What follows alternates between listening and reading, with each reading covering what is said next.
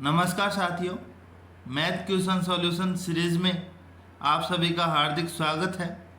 साथियों, हम इस सीरीज में जितने भी क्वेश्चन सोल्व करने वाले हैं वो सभी के सभी क्वेश्चन किसी न किसी भर्ती प्रतियोगिता परीक्षा में पूछे जा चुके हैं। साथियों, आज के क्लास के जितने भी क्वेश्चन हैं वो 27 अगस्त 2018 को जो राजस्थान विद्युत विभाग भर्ती का एग्ज़ाम हुआ था उसमें सारे के सारे क्वेश्चन पूछे गए हैं और उन्हीं क्वेश्चनों को आज हम सॉल्व करने वाले हैं। तो साथियों, आज की क्लास का हमारा पहला प्रश्न है कि यदि त्रिकोण के किनारे a+2, 2a-2 और 2a हो तो त्रिकोण की परिधि बताइए। साथियों, यहाँ त्रिकोण का अर्थ है त्रिभुज से है। मैं आप एक पहले चित्र बना लेता हूँ त्रिभुज का। ये त्रिभुज है ABC, ABC। यहाँ पे त्रिकोण के किनारों से मतलब है इनकी भुजा। पहली भुजा है a+2, दूसरी भुजा है 2a-2 और तीसरी भुजा है 2a। अब हमें पूछा है त्रिभुज का परिमाप। तो साथियों, त्रिभुज का परिमाप का फॉर्मूला है सभी भुजाओं का योग, और त्रिभुज के क्षेत्रफल का फॉर्मूला है 1/2 आधार गुणा में ऊंचाई। यहाँ पे हमें निकालना है साथियों परिमाप।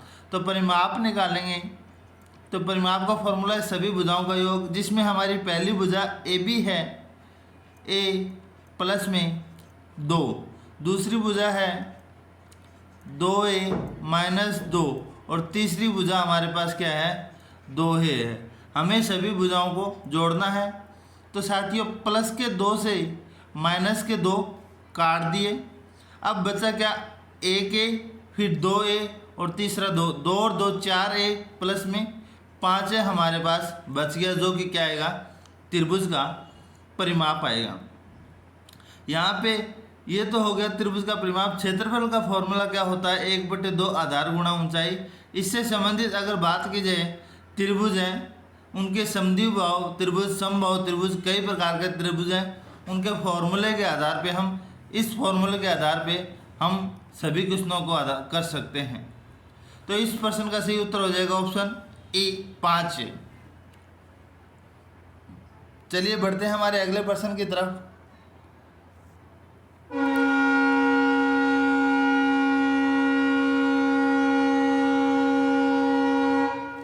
अगला हमारा प्रश्न है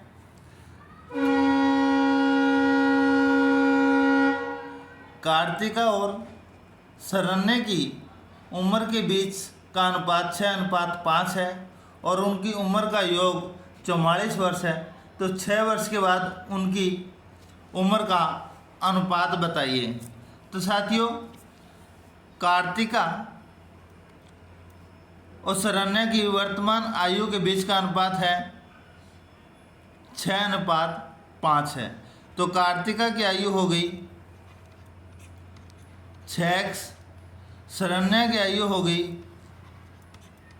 5x, और हमें क्वेश्चन के अंदर क्या दिया गया है कि दोनों की आयु का योग कितना है 44 है। कितना 44 है। तो 6 और 5 11x बराबर 44। x का मान कितना आ गया 11 चौके 44, तो x का मान आ गया 4। अब यहाँ पे बात की जाए तो 4 आ जाने के बाद कार्तिका की आयु कितनी होगी 6 चौके 24 और शरण्या की आयु कितनी होगी 20 है। दोनों की आयु का योग कितना हो गया 44 हो गया। अब हमें पूछा है कि 6 वर्ष बाद इनकी आयु क्या होगी।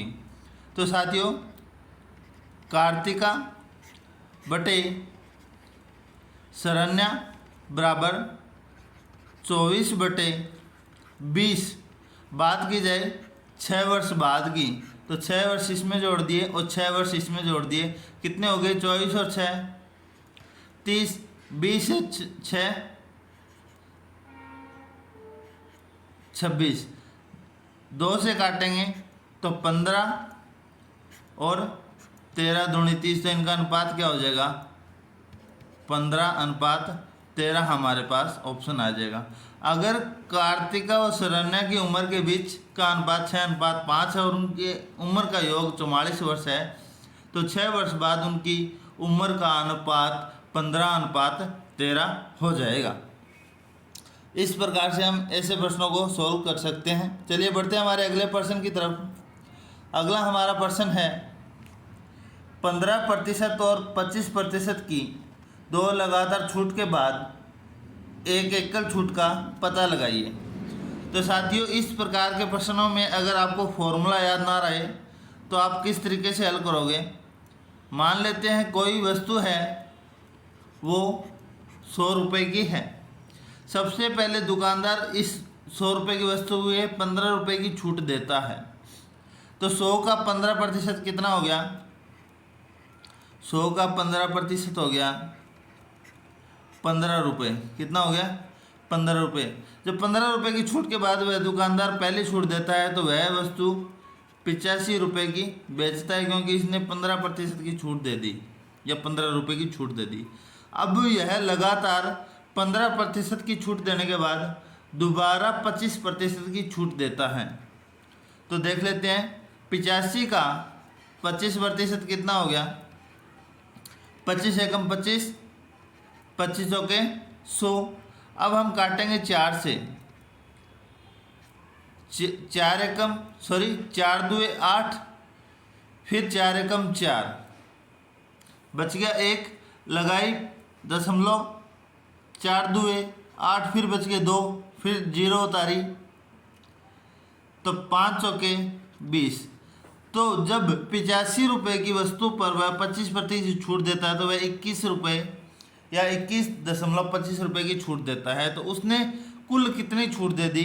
पहले दी है उसने 15 रुपये की छूट, अब दे दी उसने 21.25 रुपये की छूट। दोनों को जोड़ेंगे तो 25, 5 और 1 6 और 2 और 1 3, 36.25, जो कि हमने शुरुआत में 100 रुपये माना है, तो ये क्या हो जाएगा? प्रतिशत में हो जाएगा।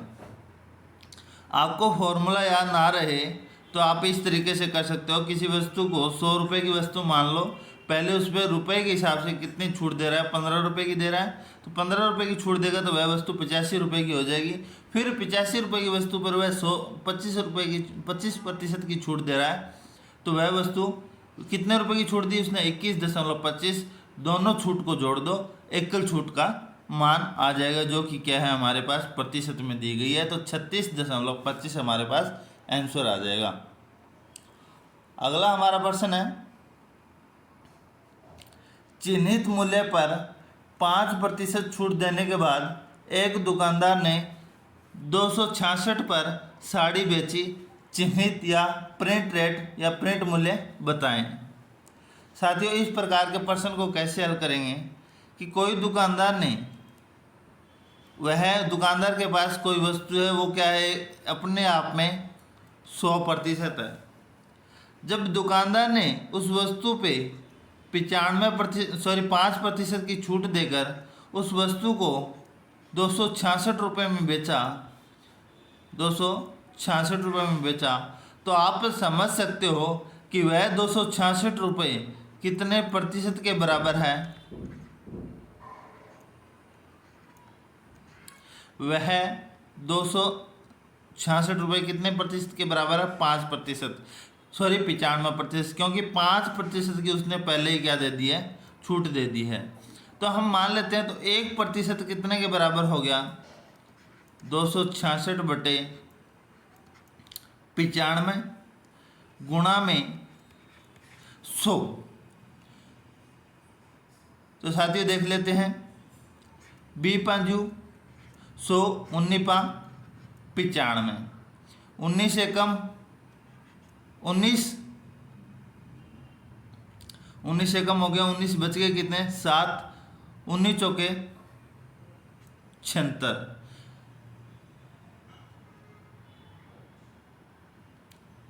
19 को जब 14 से गुणा करेंगे तो 266 आएगा। तो हमने काट दिया, तो ये क्या आ गया? 200, 14 दूनी 28, 280 क्या आ गया? रुपये रेट आ गया। दोबारा देख लेते हैं। किसी दुकानदार के पास कोई भी वस्तु है, चाहे वो 1 रुपये की है, चाहे वो 1000 रुपये की है, चाहे लाख की है, वह अपने आप में 100% है। जब उसने 5% की छूट देकर 266 रुपये में बेची तो वह 266 रुपये कितने प्रतिशत के बराबर है? 95% के बराबर है। तो हम वो 100% करेंगे तो 266 को जब हम 95% का भाग देंगे तो एक जो मान आएगा वो आएगा 280, जो कि अपने आप के अंदर 100% है। तो इसका सही आंसर हो जाएगा ई 280 रुपये। अगला और आज की सीरीज का हमारा अंतिम प्रश्न है 2.5 गुणा में 2.5 प्लस में 7 प्लस में 1.4 और 1.4 का मान हल करना है। साथियों सबसे पहले देखते हैं क्या हुआ। तो देखते हैं 25 गुणा में 25 कितना होता है। हमारे पास क्वेश्चन है 2.5 गुणा में 2.5 प्लस में 7 गुणा में 1.4 गुणा में 1.4। जब इन दोनों संख्याओं को गुणा करेंगे तो 25 गुणा में 25 होता है 625। यहाँ पे 2 दशमलव के बाद 2 अंक आ गए तो 6.25 प्लस के अंदर 7 गुणा फिर प्लस के अंदर क्या आएगा 14 को 14 से गुणा करेंगे तो कितना आता है 14 चौदिया 196। अब 2 दशमलव आ गए, 2 अंकों को छोड़ के दशमलव लगाना है। तो इन तीनों का योग करेंगे तो साथियों क्या आएगा हमारे पास 6, फिर 0 6 और 5 11 1, फिर आ गया 9 2 11 और 1 12, फिर 1, फिर 7 और 6 13 और 1 14 और 1 15.21 हमारे पास क्या आ गया आंसर आ गया। तो इसका सही आंसर हो जाएगा ऑप्शन डी हमारा सही आंसर हो जाएगा। तो आज की क्लास हमारी यहीं समाप्त होती है। अगर मेरी वीडियो आपको पसंद आए तो मेरी वीडियो को लाइक और अपने दोस्तों के साथ शेयर ज़रूर करें। और अभी तक आपने मेरा यूट्यूब चैनल सब्सक्राइब नहीं किया है तो मेरे यूट्यूब चैनल IT एक्सपर्ट को सब्सक्राइब करना ना भूलें। आज के लिए इतना ही, धन्यवाद।